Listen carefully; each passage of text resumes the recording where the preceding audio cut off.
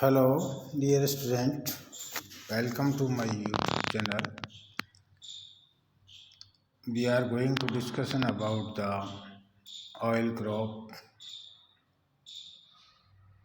हम जैसा पिछले अध्याय में पढ़ चुके हैं कि ऑयल क्रॉप में मुख्य रूप से सरसों है, तिल है, कपास है, नारियल है और क्या नाम है, मूंगफली है। ये मुख्य रूप से तिलहनी फसलें हैं। इनमें सरसों भी अपना मुख्य योगदान देती है। तो सरसों के बारे में यदि हम जानने का प्रयास करेंगे तो सरसों की सबसे पहले वानस्पतिक स्थिति क्या है, तो बॉटनिकल नेम इसका ब्रेसिका कंप्रेस्टिस है। देसी नाम सरसों है, कुल ब्रेसिकेसी है।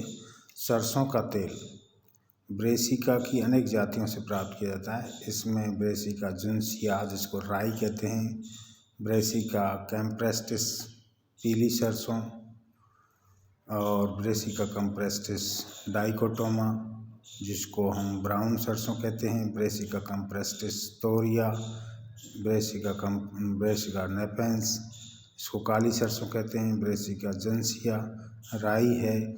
इंडियन मस्टर्ड की जातियों का उद्गम उत्तरी शीतोष्ण भूमध्य सागरीय क्षेत्र से हुआ है। हमारे देश में इन जातियों की पुनः स्थापना चीन से हुई है।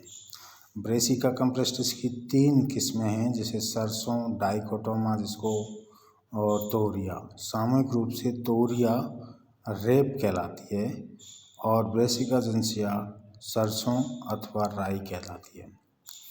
तोरिया जिसको रेप और सरसों की खेती मुख्यतः चीन, Bharat, Pakistan, Canada, France, Poland और जर्मनी में की जाती है। वर्ष 91-92 में हमारे देश में सरसों का कुल उत्पादन लगभग 60 लाख टन हुआ था, जो अब उससे लगभग दुगना होता है। वानस्पतिक लक्षण यदि हम देखें इसके, तो तोरिया और सरसों के पौधे वार्षिक शाख हैं। इनकी ऊंचाई लगभग 0.6 to 1.5 मीटर तक हो सकती है। स्तंभ इसका सिलेंड्रिकल सीधा और शाखित होता है। पत्तियां एकांतर प्राय लाइरेट होती हैं, वीणाकार होती हैं। पुष्प समशिक असीमाक्षी यानी कॉरिम्बोस से रेसिमोस पुष्पक्रम में व्यवस्थित होता है। दलपुंज पीला होता है, क्रोसीफॉर्म में होता है, इसलिए इसके कुल को क्रूसीफॉर्म होने के कारण क्रूसीफेरी कहते हैं। फल इसका 1.25 से 6.25 सेंटीमीटर तक लंबा होता है, जिसको हम सिल्कुआ कहते हैं। बीज सूक्ष्म होते हैं, गोल होते हैं, पीले होते हैं, भूरे होते हैं, काले होते हैं। इसी आधार पर इनको पीली सरसों, भूरी सरसों, काली सरसों के नाम से दिए जाते हैं। जलवायु और उत्पादन क्षेत्र की बात करें तो तोरिया और सरसों की खेती शीतोष्ण उष्णकटिबंधीय क्षेत्रों के ठंडे और नम क्षेत्रों में होती है। इसके लिए हल्की दोमट मिट्टी की आवश्यकता होती है। भारतवर्ष में तोरिया और सरसों का सबसे बड़ा उत्पादन होता है। यहाँ इसकी खेती लगभग 58 लाख हेक्टेयर भूमि में की जाती है। प्रत्येक हेक्टेयर 1 टन से अधिक पैदावार देता है। सरसों की खेती की बात करें, कल्टीवेशन, तो हमारे देश में तोरिया और सरसों रबी की फसलें हैं। इनको अलग या गेहूँ, मक्का, दालों के साथ मिश्रित फसल के रूप में भी उगाया जाता है, चनों के साथ में। इसका बीज मुख्य फसल के साथ एकांतर पंक्तियों में खेत में छिटका दिया जाता है। अक्टूबर-नवंबर में इसकी बुआई की जाती है। फरवरी-मार्च में ये काट ली जाती है।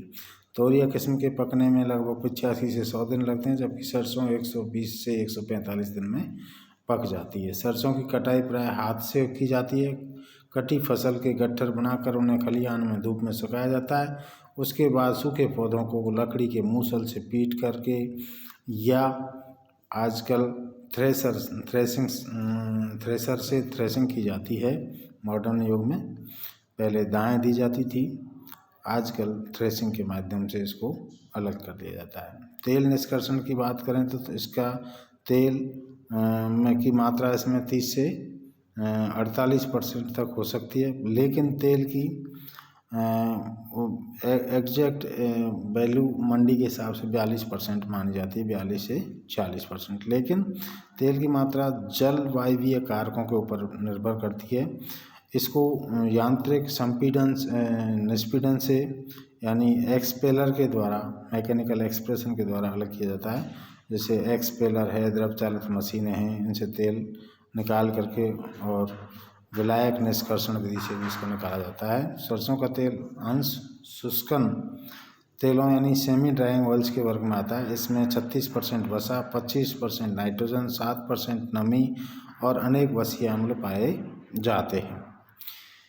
इसमें एरुसिक एसिड सरसों के तेल का लाक्षणिक वसीय अम्ल है एरुसिक एसिड। इसकी मात्रा कुल वसीय अम्लों की मात्रा की आधी तक होती है। सरसों के तेल की तीखी गंध पंजेंट स्मेल होती है, एलिल आइसोथायोसाइनेट की उपस्थिति के कारण होती है। सरसों के तेल में जो तीक्ष्ण गंध होती है, पंजेंट होती है, चरकी सी, वो एलिल आइसोथायोसाइनेट की उपस्थिति के कारण होती है। ये यौगिक सरसों के बीज में उपस्थित सिनीग्रिन नाम की ग्लाइकोसाइड के जल अपघटन से बनता है। ये बहुत महत्वपूर्ण बात है, इसको याद रखें। उपयोग इसका देखें तो इस सरसों का तेल मुख्य रूप से खाने के काम आता है। घटिया किस्म का तेल साबुन बनाने में, रबड़ में, स्नेहक के रूप में किया जाता है। आयुर्वेदिक औषधियों में मसाज के रूप में ऑयल का उपयोग किया जाता है। कुछ चर्म शोधन के रूप में भी इसका उपयोग किया जाता है, मुलायम और लचीला बनाने के लिए। खल को पशुओं में प्रोटीन की पूर्ति के लिए न्यूट्रिएंट के रूप में उपयोग लिया जाता है। तो आज हम बस इतना ही सरसों के तेल के बारे में हमने जानकारी प्राप्त की। शायद आपकी समझ में आ रहा होगा। धन्यवाद।